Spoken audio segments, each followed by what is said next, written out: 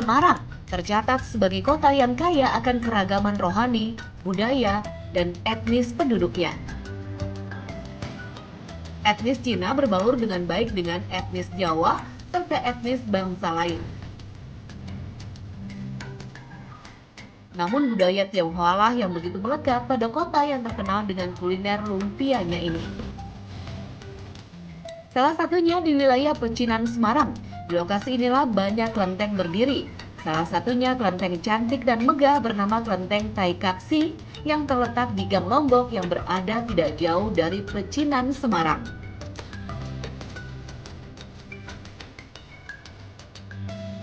Kelenteng Taikaksi memang lebih kecil dari Kelenteng Sampokong, namun arsitektur serta bangunan kelenteng ini tidak kalah memukau.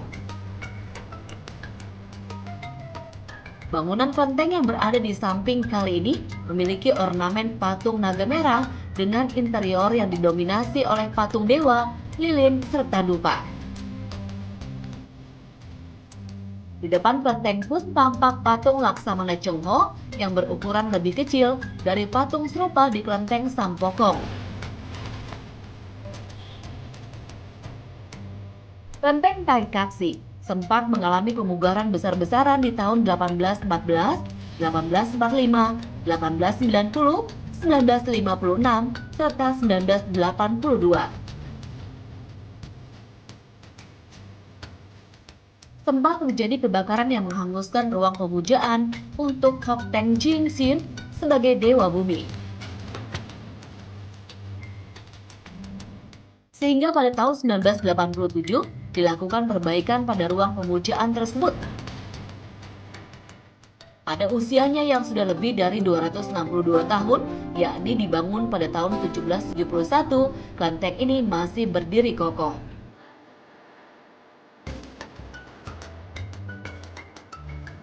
Kelenteng Taikaksi mempunyai beberapa ruang, yaitu serambi, ruang tengah, ruang pemujaan utama, dan ruang pemujaan tambahan di samping kanan dan kiri. Ruang terbuka yang terletak pada bagian tengah sering disebut sebagai sumur langit yang melambangkan hubungan antara manusia dengan Tuhannya. Kelenteng Taikaksi memiliki 3 pintu, yakni pintu utama yang diapit 2 pintu di sampingnya. Pintu utama dihias dengan lukisan 2 malaikat penjaga pintu, yaitu Witoposat dan Kiatloposat. Sementara hiasan pada 2 pintu samping lebih sederhana. Seperti kelenteng pada umumnya, kelenteng Taikaksi memiliki ornamen dan simbol yang berhubungan dengan kepercayaan Buddha, Tao, dan Konfusianisme. Di antaranya atap yang berhiaskan naga yang sedang memperebutkan matahari, di mana ini adalah simbol penjaga kelenteng dari pengaruh jahat.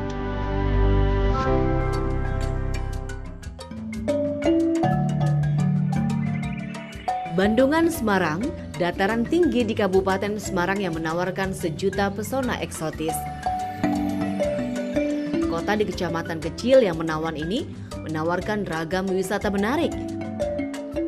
Di antaranya wisata cagar budaya Candi Gedong Songo yang syarat nilai historis. Candi Gedong Songo berada persis di lereng Gunung Ungaran bagian selatan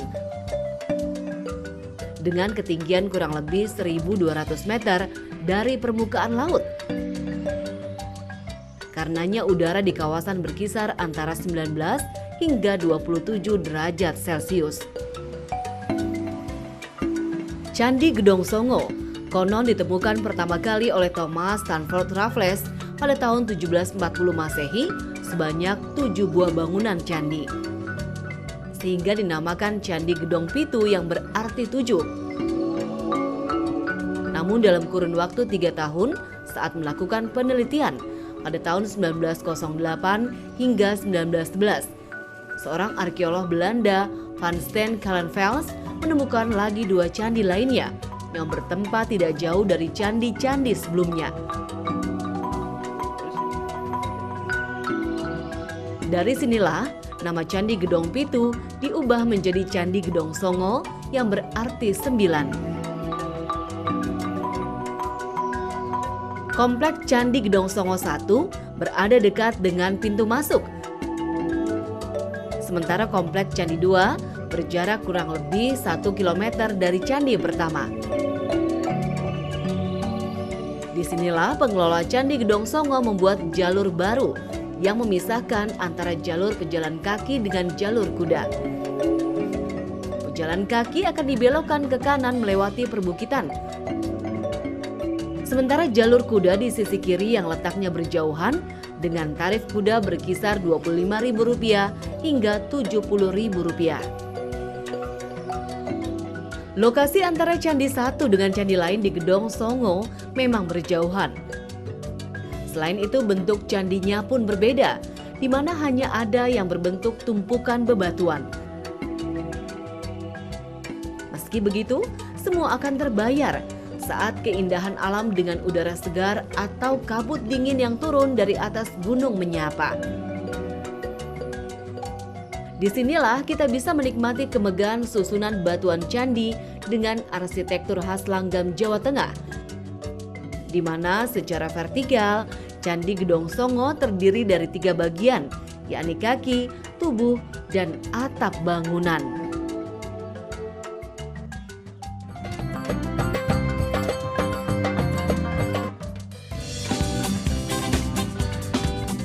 Taman Mini Jawa Tengah atau dikenal juga dengan nama Puri Mairokocho.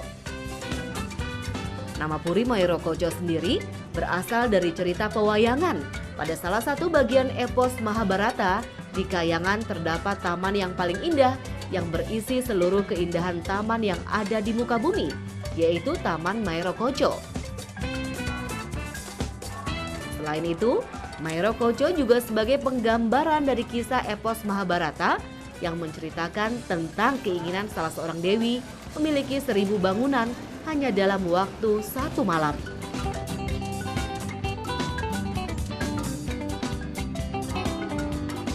Puri Mairokocho dibangun pada tahun 1993 dengan luas lebih dari 23 hektar persegi. Puri Mairokocho merupakan miniatur Provinsi Jawa Tengah yang terletak sekitar 5 km dari Tugu Muda Kota Semarang. Di sini terdapat 35 anjungan yang mencerminkan 35 kabupaten dan kota madya yang ada di Provinsi Jawa Tengah.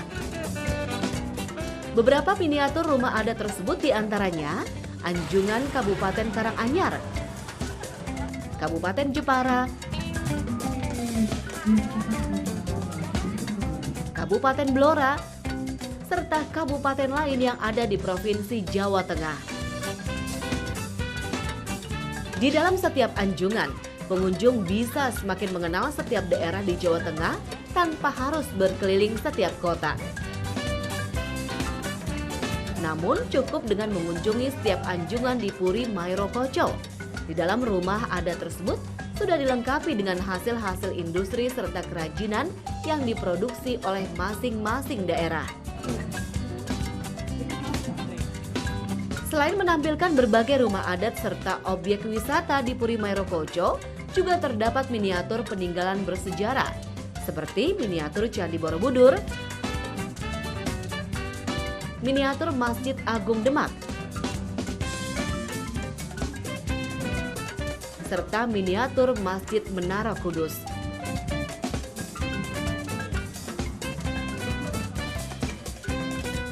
Puri Mairokocho merupakan satu andalan objek wisata di Kota Semarang setelah cukup lama mangkrak. Namun kini beberapa perbaikan mulai dilakukan. Karenanya, lokasi wisata yang tengah berbenah ini bisa menjadi alternatif sebagai tempat wisata edukasi keluarga.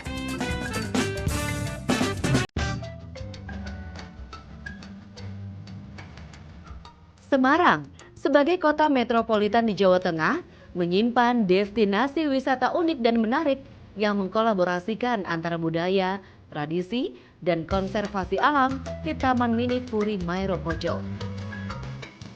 Di lokasi inilah kita bisa belajar banyak hal dalam sekali melangkah. Selain terdapat 35 miniatur rumah adat kabupaten dan kota di Jawa Tengah, Puri Mairokocho juga memiliki wahana baru, yakni trekking mangrove. Keberadaan trekking mangrove Mairokocho berada tepat di depan Anjungan Salatiga. Lokasi mangrove sendiri dibuat sekaligus sebagai penggambaran dari Pulau Karimun Jawa dan Mandalika. Jalan trekking mangrove terbuat dari potongan bambu yang ditata dan dianyam dengan panjang 135 meter, dengan lebar jembatan sekitar 2 meter.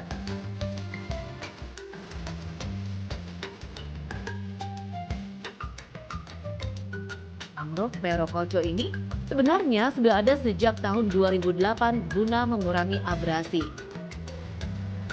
Selanjutnya, mangrove ini dikembangkan menjadi wahana trekking mangrove. Terbukti, hutan bakau di trekking mangrove Mairokocho yang sudah tertata ini nyatanya mampu menyedot pengunjung hingga naik 3 kali lipat dibanding tahun 2016 lalu, yang hanya 360 pengunjung per hari.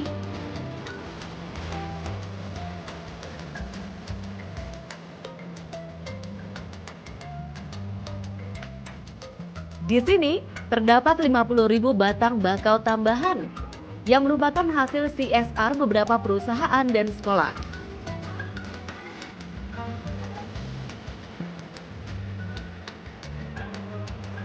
Lahan di Grand Mairokocho memang terbuka bagi mereka yang ingin menanam mangrove. Tidak ada syarat apapun kapan dan berapa bakau yang akan ditanam.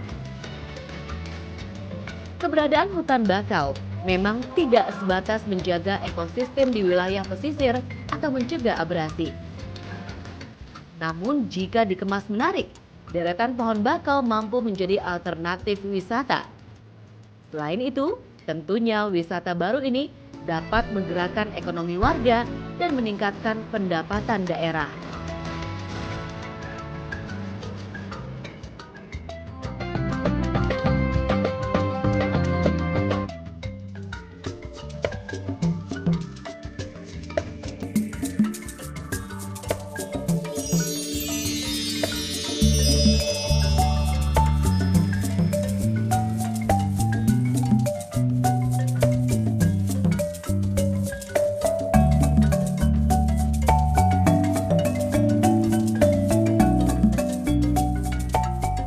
Kampung Batik. Begitulah kampung yang berada di Kelurahan Raja Mulya, Semarang, Jawa Tengah ini disebut.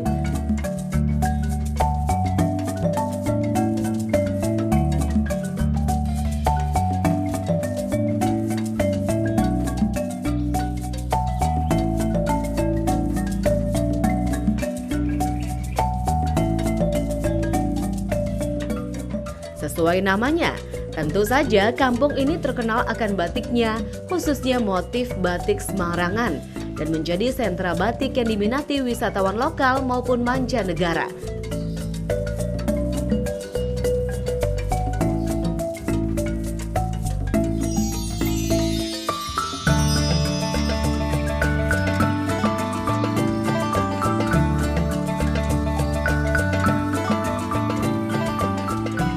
Selain sebagai pusat penjualan kain batik ataupun busana, Kampung Batik juga sering mengadakan pelatihan pembuatan batik bagi siapapun yang berminat mempelajarinya.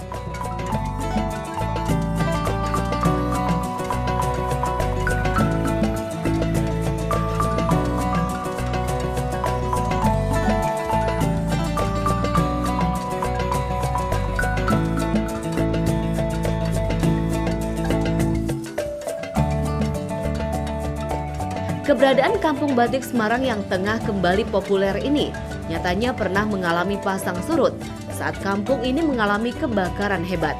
Nama kampung ini seolah tenggelam meski pernah berjaya pada masa penjajahan Jepang di tahun 1942. Hingga pada tahun 1980, masyarakat sekitar berupaya menghidupkan kembali meski kebangkitan tersebut tidak bertahan lama. Sampai pada tahun 2006, Kampung Batik bangkit kembali dan berkembang hingga saat ini.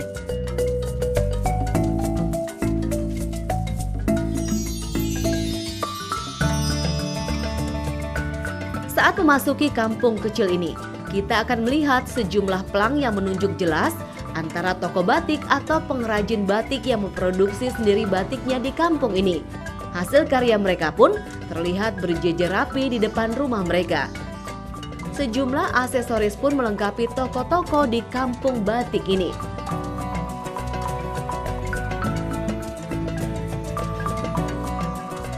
Selain itu, keberadaan kampung batik semakin meriah dengan dinding yang penuh dihiasi mural atau lukisan motif batik khas Semarang. Di dinding inilah tergambar kisah pewayangan hingga legenda asal-usul kota Semarang.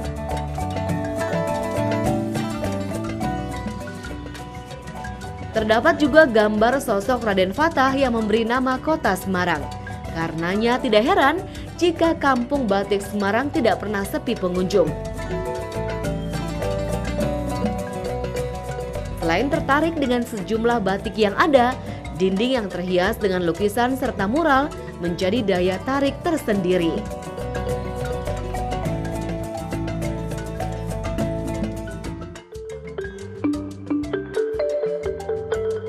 Kampung batik yang berlokasi tidak jauh dari Pasar Johar Semarang, Jawa Tengah ini pernah berjaya pada masa penjajahan Jepang pada tahun 1942. Namun kampung ini pernah tenggelam saat kebakaran melanda. Nama kampung batik kembali menggema dengan perubahan wajah barunya, di mana kampung dihiasi dengan berbagai motif mural. Ditambah lagi adanya kampung jadul yang hadir di kampung ini. Di kampung jadul yang hanya berpenghuni 9 kepala keluarga inilah akan terlihat rumah yang masih berdesain kuno, sengaja dibiarkan bentuk aslinya. Hal ini ditujukan agar mereka tetap merasakan suasana masa lampau. Memasuki kampung jadul, akan terlihat gang-gang kecil itu dipoles cat bergambar dengan tema khusus. Tentu saja, ini adalah kerjasama masyarakat yang ingin mengubah kampung yang dulunya terkenal sebagai kawasan rawan pencurian menjadi kawasan berestetika tinggi. Di kampung jadul inilah terdapat mural sepanjang 44 meter yang berkisah tentang wayang geber yang mengambil tema Adeging Kuta Semarang. Dikisahkan kondisi Semarang yang masih berwujud pulau-pulau pada abad ke-8, kedatangan pelaut asal Tiongkok Laksamana Cheng-ho yang mendirikan Kelenteng Sampokong hingga masa perjuangan kemerdekaan. Pengerjaan mural di kampung jadul ini seluruhnya merupakan swadaya masyarakat, mulai dari cat hingga jasa pengecatan. Keindahan dan kekompakan warga inilah yang menjadikan kampung jadul sebagai destinasi wisata baru di kota Semarang. Tidak heran jika hingga saat ini kampung jadul tidak pernah berhenti berbenah.